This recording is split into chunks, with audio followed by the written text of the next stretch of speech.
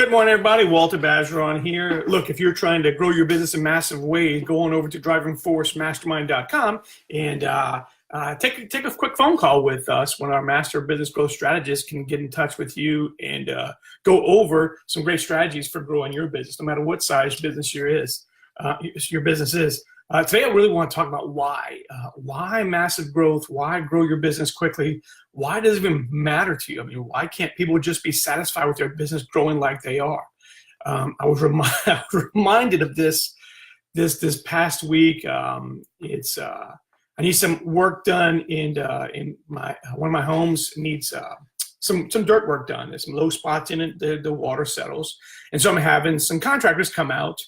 When the rain lets up, having some contractors come out and do some work in our backyard of one of our properties in Louisiana, and the process of trying to find someone, a company, a vendor, and some entrepreneur out there that is running a business, trying to find one of them to actually operate in a professional manner has got to be one of the most frustrating things. And I've gone through this many times. Anytime I want any kind of work done, contacting a contractor has been some of the most frustrating times I've ever spent, because these guys, maybe not everyone, but seems like the ones I'm contacting seem to be just terrible at every single part of their business. From the very first time we contact them, all the way through even delivery in some cases. This week, the experience has been just in contacting them. So going online, of course, that's where I usually start. I've had to use a few contractors over the years, but I want to start fresh. So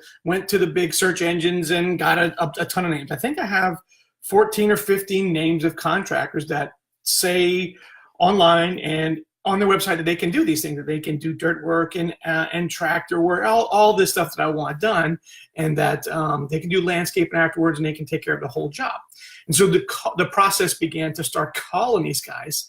And I started Monday, and it's a few days after that, and I still have not yet to actually have anyone respond in any kind of way that's worthwhile. I've had the phone calls have been probably the most entertaining I've had. So I will call them and knowing, you know your area, you can kind of tell when a phone number is a cell phone versus a landline. Typically the number itself is different. So many of them are just cell phones. Many of them are just, we know that I'm calling someone's cell phone. And only a couple of them actually had landlines where I think they're going to answer someone that's in an actual office. So many of the phone calls have been, one was great. I think that my favorite was the phone answered, the guy called, starts ringing, all of a sudden, and all I hear is he picks up the phone and he says, "Hang on." That was how you answered the phone. Hang on. The answer was, I'm not going to tell you who I am, that you called the right place or anything, but just hang on. And then I hear in the background him yelling at some poor guy named Bill is being yelled at by this business owner or whoever answered the phone. He comes back and goes, "I'm back," and then silence. Like I'm supposed to just know why I called or if I even called the right person. So every single time I say, "I'm sorry, I thought I was calling XYZ company," and "Oh yeah, you got it. You got that place." Like, God dang. This is frustrating. And this happened not just once. I'm telling you, this happened 10 times, easily 10 times with 10 different phone calls of 10 different potential contractors. And I'm not faulting the contract industry. Maybe it's just the guys that I called. But every single one of them was horrible at trying, at putting any effort into securing their business or growing it. And so this kind of brings me back to the reason why. Because these are also the same kind of business owners like this, which, by the way, can make drastic improvements, can make drastic strides with minor improvements to their business. But businesses like this and owners, entrepreneurs like this are the ones who tend to struggle the most. These guys are answering the phone like this because they don't think they can afford to have someone answer the phone the right way. They're struggling because they don't think they have enough money to do these things. They can't afford to have someone answer the phone, or they think they're doing a better job. And the reason they think that is because they haven't taken the time to train any employees. Most of them don't have employees or only have one or two guys that hang around with them and operate the tractors or whatever else they do. And so this is not just a contract industry. I mean, this happens in every single industry, from our industries, industrial repair, to retail, to commercial real estate, to consulting and coaching like you're involved in here. All these industries have it. I know it sometimes when we first started out, we were doing those things probably poorly, just like these guys are. So I'm not faulting any person or any industry, but it just reminded me this week that frustration I feel from a consumer side, and I know the owner's struggling too. He doesn't want to answer the phone like that. He knows it's not the right way to do things to grow his business, but he doesn't know the next step to take to really grow the business in a way where he can afford to be one of the big guys, the bigger companies, and do things, quite frankly, the right way, the way that they should be done. And so that struggle is common to every industry, common to most entrepreneurs, especially when they're starting out, unless they know a better way to do things. And so the reason I'm saying this is because the biggest hurdle, one of the biggest things that's pushing us forward to keep doing this is that time is not on our side. It's time. Time for an entrepreneur is one of our biggest enemies. It's not on anyone's side. It's not on your side, not on my side, not on the side of any entrepreneur that wants to have a business, wants to have an enterprise that becomes anything of any kind of significance, has any kind of impact in their lives or anyone else's lives. Because quite frankly, that's why we do these. That's why we grow these businesses, to help others. The servicing and exchange of money is based off of helping others, right? But we don't have time to grow it like we want because we're not taking the right actions. We're not taking enough actions to do this. And so our biggest enemy is time. We always want more than we have right now, and time is a factor in every single one of those things. So we want more money, we want more employees, we want bigger office, we want to be able to help more people, but our restriction is typically time. We don't have it. So if you ever attempt to grow your business aggressively, you've probably tried many growth strategies, and they're all based on time. They're all frustratingly slow. They focus on, and the reason they're frustratingly slow is because they're focused on minuscule growth ideas. Growth ideas are strategies that result in minuscule or no growth at all. And they wind up taking more of your valuable time than it's worth it. So, or they even make promises that there's no way you'll ever achieve unless you've got all of the advantages of the person telling you in that specific industry. And that wastes even more time because then it's bad ideas, false starts, and you don't get the results you're looking for. So I'd like you to embrace the fact that you really can stop wasting all that extra time on things that grow too slowly and don't get you to your goals and your results, or overpromise and then underdeliver what you're trying to accomplish, or that they promise that you'll grow, but you have to have all these advantages on your side before they'll even be of any significance. The average growth rate of the normal U.S. business, the average U.S. business, I'm not sure what that average business looks like, but the average business, according to SBA, is only 7.8% per year. 7.8% is the average growth rate of all the 28.8 million U.S. businesses.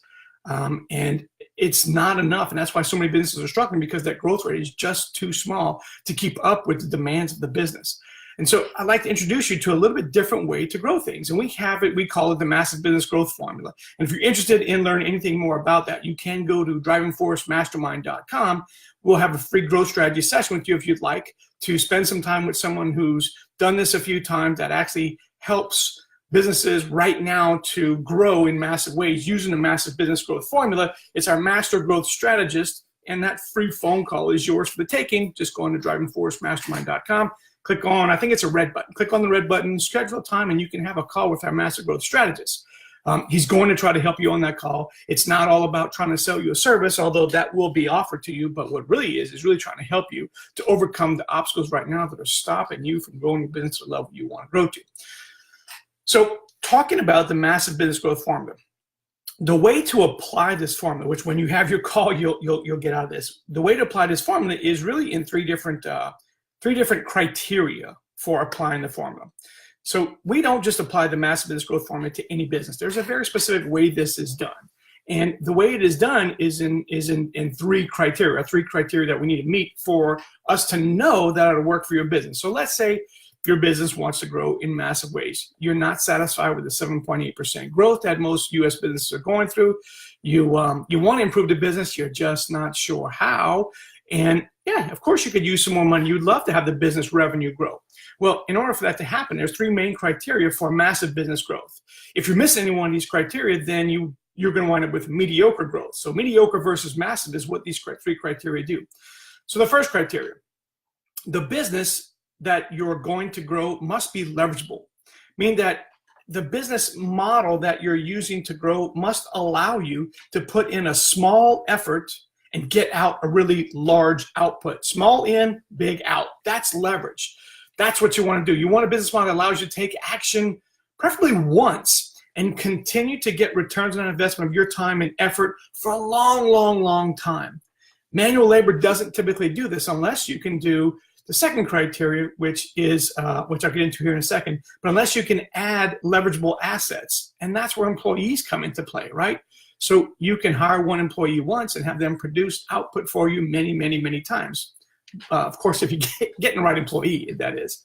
So really what this is all about is the business must be highly leverageable, meaning that it must allow you to put in a really small input to get a really big output. Preferably a business model allows you to take action only one time and get returns many, many, many times. And we can even show you that if you go to drivingforcemastermind.com, fill out this, click a little button, give them a call, and we're happy to show you and help to identify what areas of your business are leverageable. The other business model, second criteria that will allow your business to get massive growth is called scalability. Your business must have the potential to scale to something huge. Not that you want to take it there, but it's got to have that potential. Otherwise, what's the point? If the possibility of the growth of your business is only 1 to 10, only $50 million, what's the point of growing it if you have no potential? You're not going to take 100% of market share, so you might as well get into a market that has the ability to scale really large. And then if you only get your small piece, you've still grown your business significant enough to where it can impact your life. So the business model, the business you're in must be scalable, meaning the potential growth must be really big compared to the input that you're going to put in there. And again, go to drivingforcemastermind.com, jump on a quick call, and we can identify if your business has the ability to scale to that level. And then lastly, the third criteria is that your business, whatever you're going to do to grow it, must complement what you're already doing. Now, not compliment I don't mean by saying nice things to it. What I mean is that it's got to be able to be very similar to what you're already doing. So if you're an attorney, you're certainly not going to go start a landscaping company. Conversely, if you're a landscaping company, you're sure not going to go and try to start practicing law. Your business should relate to what you're already doing. We have a number of business owners that are in landscaping. Some of our clients are in landscaping. And as a matter of fact, I talked to them a little bit about these calls this week. But in the landscaping business, they're adding things on that are complementary. Some of them are adding lawn services. Some of them are adding additional landscaping services. Some of them are adding what we call an expert course, which is just an information product to their business, teaching their clients how to do better lawn maintenance, how to grow the right flowers, how to take care of the yard, all these things. But it's a complementary business, even though it's a new model for them. They've never done information products, never done training. Who would think that you would start a training company and bolt it onto a landscaping company? Well, we would. That's the whole point of this leverage and scalable and now complementary, because it's serving the same customers. It's serving the same clients. So third business criteria for the models you want to grow your business with is that it must be complementary. Must be able to add value to your business by bolting it onto your core business and be very similar to what you're already doing, even though the model itself that you're using to generate revenue can be different. And you can go to drivingforcemastermind.com and we can actually give you some great ideas on if you can very easily bolt on a complementary business model to your company. And so really all these things do is they take your ideas that you want to grow, your drive to grow your business, turn it into a massive vision, connect it to the resources you need to grow, and then start to experience this revenue growth. It's not a very difficult formula, but you have to want to do it.